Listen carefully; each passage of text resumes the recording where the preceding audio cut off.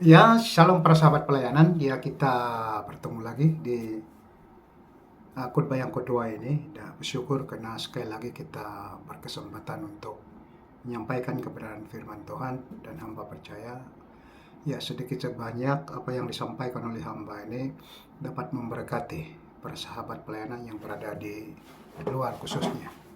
Ya, puji Tuhan dan terima kasih kepada support doanya dan dorongannya dan hamba percaya.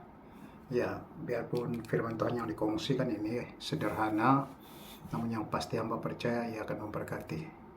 Ya, siapapun Anda, dimanapun Anda berada pada saat ini. Ya, terima kasih sekali lagi. Mari kita lihat di firman Tuhan kita. Ya,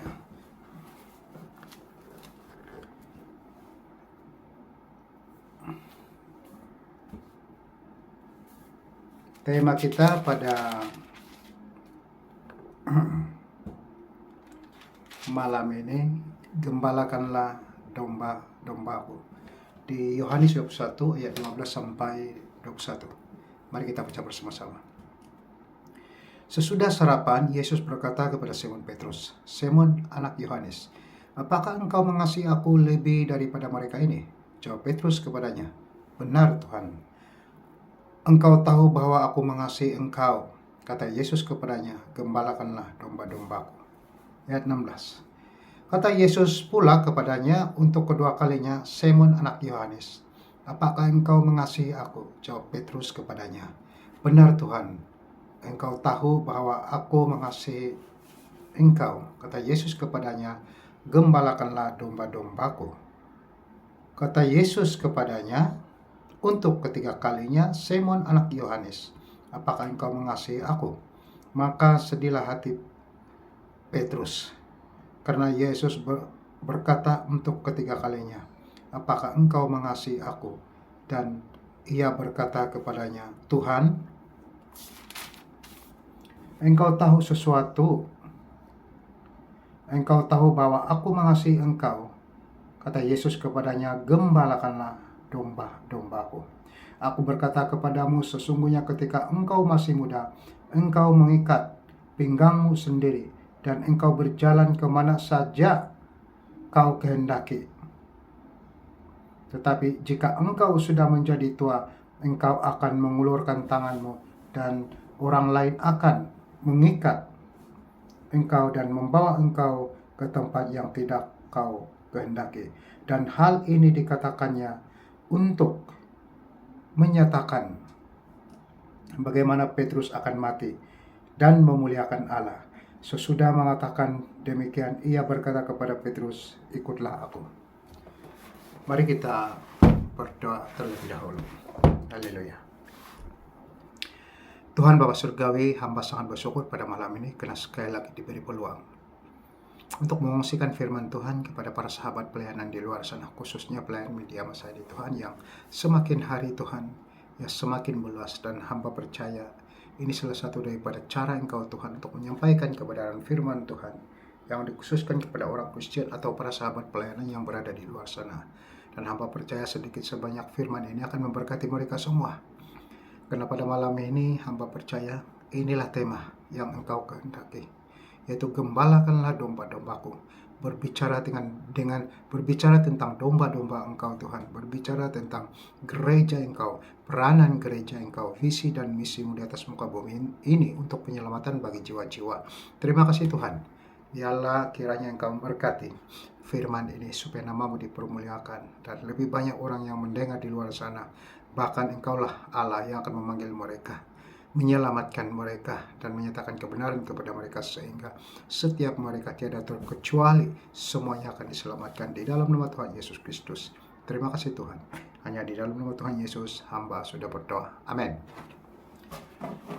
Nah, saudara yang saya kasih dalam Tuhan, saya sangat tergerak ya untuk menyampaikan firman Tuhan ini karena tema ini merupakan tema yang sangat penting bagi gereja-gereja di zaman akhir ini. Bahkan tema ini adalah tema yang saya percaya bukan hamba seorang aja yang mengungsikan firman ini, tapi ada banyak orang lain lagi, ada banyak lagi para hamba Tuhan yang berada di luar sana yang akan mengungsikan firman Tuhan ini, dikhususkan kepada orang Kristen atau dikhususkan kepada domba-dombanya, bahkan kepada jemaat gerejanya. Dan ini sangat penting. Dan mari kita melihat firman Tuhan ini, karena tema kita pada malam ini merupakan tema yang dan saya percaya ini adalah tajuk besar firman Tuhan di Yohanes ini. Gembalakanlah domba-dombaku.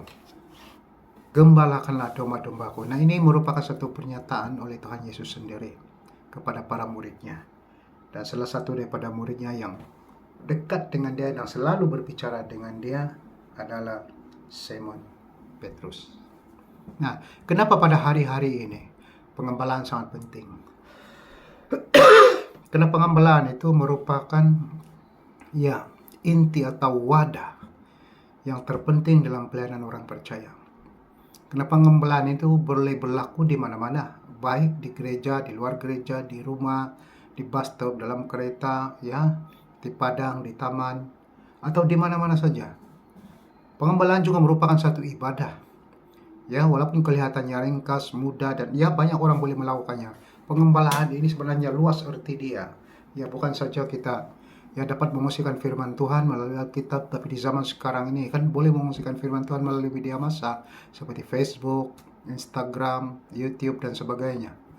Jadi pengembalaan ini luas artinya, dan pengembalaan ini selalunya dikhususkan kepada para domba atau para anak murid. Tapi sebenarnya di zaman ini kan bukan berbicara tentang itu saja, tapi pengembalaan ini dikhususkan kepada semua orang.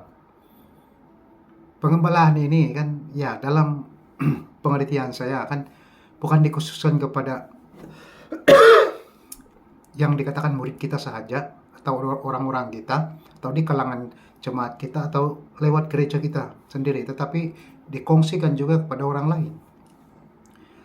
Apakah itu adalah murid-murid kita, jemaat gereja kita, atau jemaat gereja kepada yang lain, kepada gereja yang lain. Tapi pengembalaan ini sebenarnya kan luas arti dia bagi pengertian saya. Karena menyampaikan sesuatu yang boleh membuatkan orang itu mendengar dan boleh membuatkan orang itu mengerti, bahkan orang itu akan bekerja sama. Bahkan ambil tahu tentang hal-hal yang kelihatannya seperti rohani. Nah, seakan-akan seperti begitu pengertian dia tentang pengembalaan ini. Nah, luas arti dia. Nah, selalu saya ajar jemaat saya seperti ini. Dalam bulan ini usahakan untuk 1 jiwa.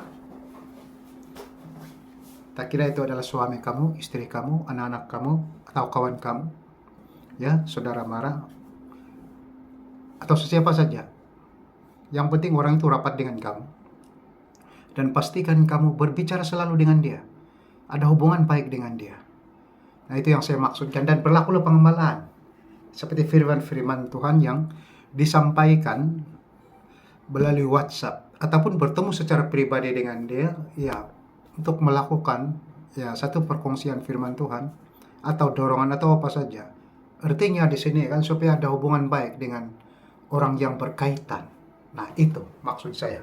Nah, itu merupakan salah satu daripada pengembalaan, walaupun banyak orang mengertikan pengembalaan ini ada pengembalaan khusus seperti ini itu dan sebagainya, tapi bagi saya pengembalaan itu luas arti dia. Nah, mari kita lihat di ayat 15 ini. Sebab kalau lihat terjemahan baru ini, tema atau tajuk besar dari sini, Yesus memuliakan Petrus. Sesudah sarapan, Yesus berkata kepada Simon Petrus, "Simon anak Yohanes, apakah engkau mengasihi aku lebih daripada mereka ini?" Jawab Petrus kepadanya, "Benar Tuhan, engkau tahu bahwa aku mengasihi engkau." Kata Yesus kepadanya, "Gembalakanlah domba-dombaku."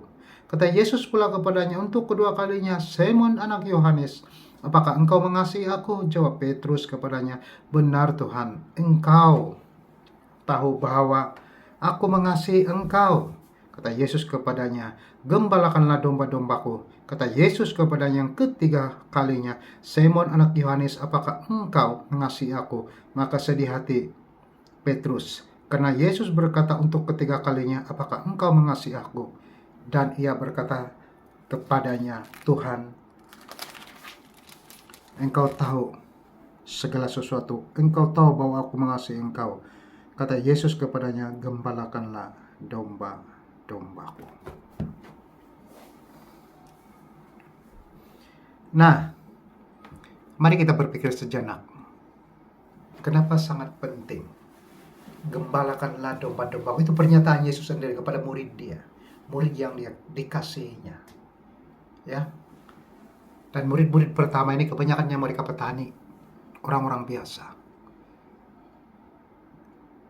Dan mereka ini ditemukan sebagai nelayan, ya sebagai petani, peladang, lebih kurang seperti itulah pekerjaan mereka ini. Mereka ini bukan orang-orang ternama, bukan orang-orang terdidik atau terpelajar. Tapi Yesus berkenan kepada mereka ini, dan hamba percaya Yesus melihat hati mereka ini. Dan mereka ini adalah orang-orang yang dipilih sejak semulanya oleh Tuhan untuk menjadi rasul. Rasul kepada Yesus itu sendiri. Dan Yesuslah yang melantik mereka sebagai rasul atau penyampai Injil Kristus, Injil kebenaran itu. Nah, saya melihat seperti itu. Dan akhirnya apa yang dikatakan oleh Yesus ini kepada Simon Petrus ini, ya apa yang kita lihat di sini ini, sampai 3 kali ditegaskan, gembalakanlah domba-dombaku. Yang pertama Yesus pertanyakan, apakah engkau mengasihi aku? Ini sebanyak 3 kali. Dan gembalakanlah domba-dombaku. Itu ditegaskan karena benda itu sangat serius di dalam pelayanan orang percaya. Dan perkara ini kan sebelum Yesus menuju ke Golgota, Yesus sudah memberitahu ini. Ya, ini merupakan perintah yang sangat serius yang harus dilakukan oleh orang percaya. Dan orang-orang yang pertama yang telah melakukan ini adalah para murid Yesus, ke-12 rasulnya itu. Dan salah satu daripadanya adalah Simon Petrus, orang yang dekat dengan Yesus. Dan kalau kita melihat kisah cerita ini, ya sangat menyentuh hati. Tiap kali saya membaca firman Tuhan ini, sangat memberkati saya. Dan inilah visi dan misi sebenar orang percaya. Di dalam penubuhan gereja, di dalam penubuhan kumpulan, komsel, atau community sebagai orang percaya, bermula dengan pengembalaan. Bagi saya pengembalaan itu kan akan berlaku di mana-mana dan di mana saja. Dan ini yang ditegaskan Yesus kepada Simon Petrus, yaitu muridnya. Sampai 3 kali, saya ulangi, sampai 3 kali. Karena benda ini sangat serius dan perkara ini sangat penting di dalam kehidupan orang percaya. Sangat penting dalam kehidupan orang percaya. Ya, dan sebab itulah sampai Simon Petrus pun menangis, hatinya sangat tersentuh, dia sangat sedih, dan dia mengatakan kepada Yesus, engkau tahu segala sesuatunya, cakap. Engkau tahu segala sesuatunya, takkan engkau tidak tahu isi hatiku, dia cakap. Aku sangat mengasihi engkau, dia cakap. Yesus tahu isi hati Simon Petrus, tapi dia memberitahu sampai 3 kali, ditegaskan, karena perkara ini sangat penting. Dan pada hari ini, gereja harus memain peranan di dalam pengembalaan. Karena pengembalaan ini kan merupakan satu inti, satu wadah yang terpenting di dalam pelayanan. Sebab ia akan berakhir dengan tindakan. Ya, memang diajar dimulai dengan satu pengembalaan kepada setiap orang. Ya, dan terlebihnya khusus kepada para domba-domba. Ya, domba-domba ini yang dikatakan tak kira dia adalah ahli gereja atau domba yang ada di luar gereja atau bagaimana. Yang penting tuh orang tuh rapat dengan kita, dan orang itu kita boleh berkomunikasi dengan dia, kita boleh berbicara dengan dia, dan kita boleh meluangkan masa dengan dia. Berjalanlah pengembalaan itu yang dikhususkan kepada mereka. Supaya mereka juga akan mengambil contoh yang terbaik, mereka juga akan memberitakan perkabaran Injil itu kepada orang lain melalui apa yang pernah kita ajarkan kepada mereka. Nah, ini yang dilakukan oleh Yesus kepada para muridnya. Gembalakanlah domba-dombaku. Nah, kenapa Yesus memerintahkan ini? Karena Yesus selama 3 tahun dalam pelayanan, setiap hari dia mengembalakan para muridnya, para domba-dombanya. Dia mengembalakan mereka. Dia mengajar mereka tentang pengembalaan, teknik-teknik pengembalaan, ya, ataupun apa saja jenis-jenis falsafah di dalam pengembalaan. Sebab Yesus ini kan kemahiran dia dalam berkata-kata kan, dia sangat luar biasa. Ya, kalau kita lihat pengajarannya ada juga yang berbentuk seperti peribahasa, kiasan, ya, pengajaran-pengajaran dia. Dan kebanyakannya kan ia berbicara tentang sesuatu yang harus dicari makna dia, arti dia. Nah, itu kebijaksanaan falsafah yang Yesus ada di dalam pemberitaan kabar baik itu, yang terkait tentang penyelamatan jiwa-jiwa di akhir zaman. Nah, itulah yang Yesus ajarkan kepada murid-murid dia. Dan sehingga pada hari ini gereja memain peranan penting di dalam pengembalaan ini. Dan setiap gereja harus melakukan pengembalaan kepada gerejanya, kepada anak muridnya. Kalau kata istilah itu adalah belajar Alkitab, ya ada pengembalaan di situ juga.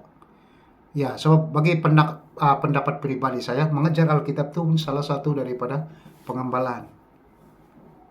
Ya, dan kalau kita membawa orang pelayanan di luar sekalipun, ya itu jemaat kita atau anak murid kita atau domba-domba kita, ya dikatakanlah seperti itu, ya merupakan satu pengembalaan karena kita sedang mendidik, mengajar mereka ya ke arah pelayanan yang lebih baik. Ada praktikal dia. Maksudnya bukan belajar daripada buku saja, ada praktikal, ada tindakan-tindakan kasih yang seharusnya dilakukan oleh para hamba Tuhan atau para gerejawan di zaman akhir ini. Nah, itulah yang Yesus teruskan dan lakukan.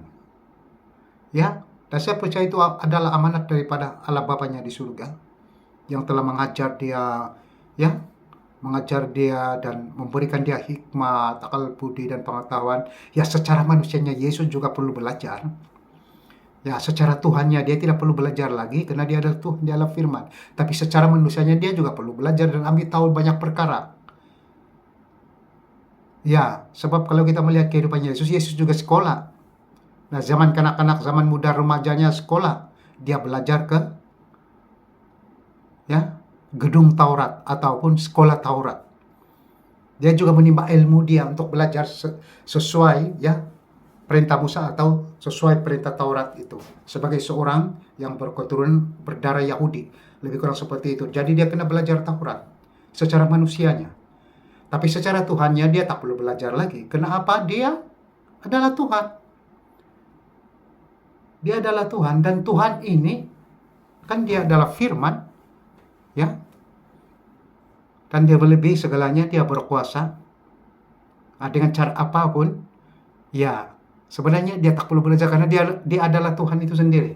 Tapi secara manusianya dia perlu belajar dan dia perlu mengajar. Nah, itu yang Yesus turunkan kepada para murid dia, sehingga kan para murid dia ini semua muridnya belajar daripada dia tentang pengembalaan kepada murid-murid yang lain.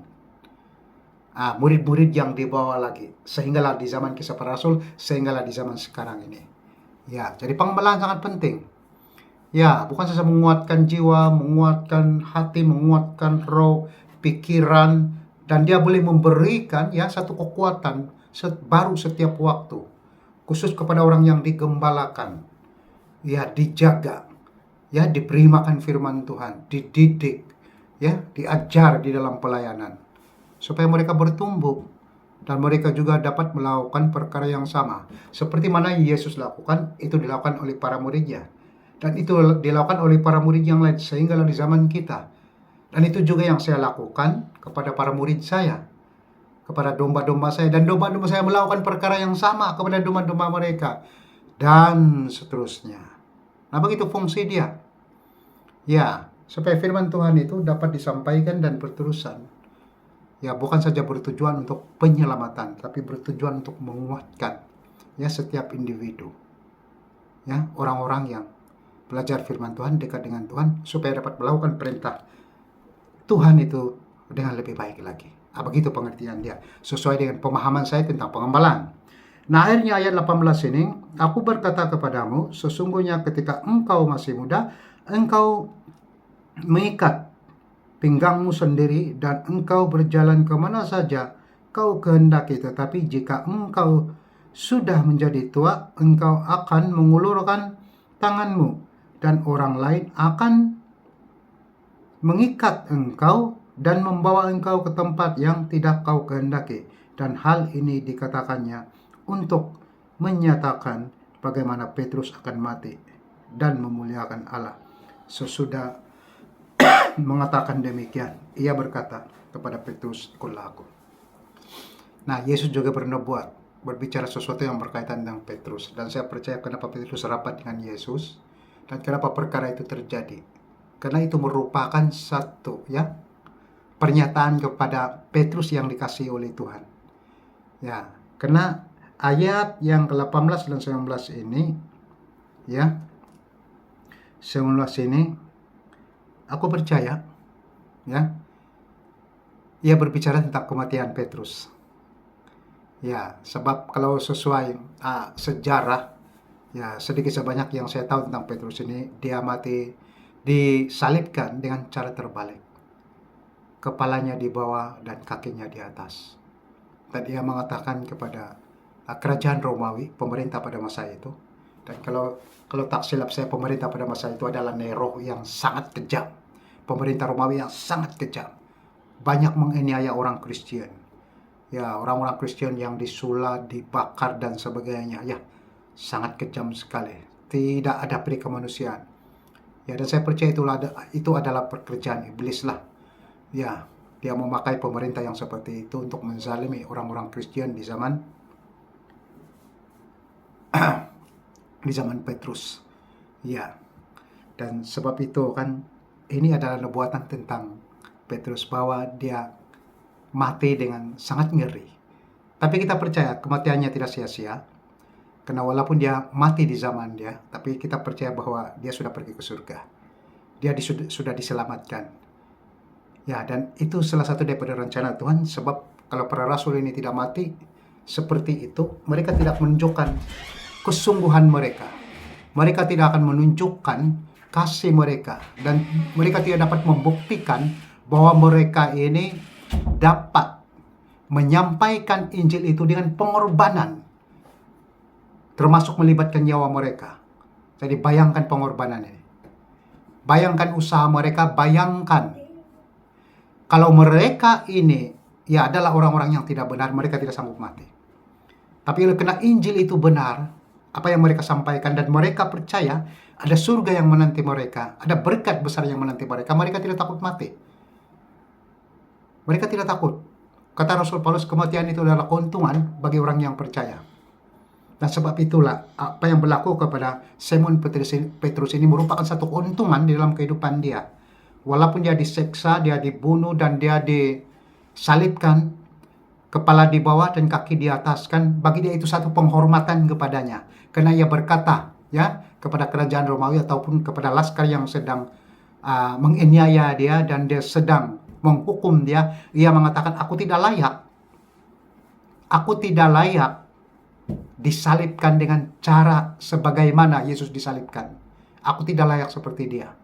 Dan salibkanlah aku, kepalaku di bawah dan kakiku di atas. Dan itu mungkin di zaman ini itu sangat membuat orang banyak ketawa. Menjadi ejekan dan sebagainya. Karena disalibkan dengan cara yang sangat hina. Tetapi pengorbanan mereka ini tidak berakhir begitu saja. Karena ia berbuah, ia adalah penyelamatan bagi manusia. Kalau mereka tidak berkorban dan mereka tidak dapat melakukan itu, Injil ini tidak sampai ke Asia, tidak sampai ke sini, dan semua orang tidak akan memperoleh keselamatan. Karena hasil daripada pengorbanan mereka, akhirnya apa yang dinubuatkan oleh Yesus ini sendiri kepada Simon Petrus, ia telah membuahkan hasil yang begitu pesat sehingga akan jutaan manusia diselamatkan di atas muka bumi ini. Jadi bersyukur kita pada malam ini, sekali kita belajar firman Tuhan, dan saya percaya, hamba percaya bahwa apa yang kita baca pada malam ini merupakan satu kekuatan baru bagi setiap orang, khususnya pada gereja-gereja di zaman akhir ini untuk terus bangkit, melakukan apa yang Tuhan perintahkan, apa yang Tuhan diamanahkan, dipertanggungjawabkan kepada setiap orang untuk melakukan pelayanan ini bagi kemuliaan nama Tuhan. Jadi ini saja penyampaian firman Tuhan pada petang ini. Terima kasih dan Tuhan memberkati kalian.